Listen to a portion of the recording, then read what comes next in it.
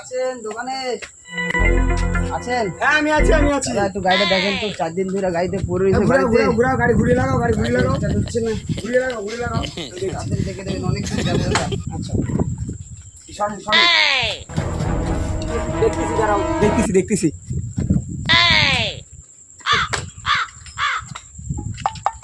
এটা না এইটা দিয়ে দেখতে হবে। এটা ঠিক আছে, এদিকে তেলও ঠিক আছে। মারেন লাথি মারেন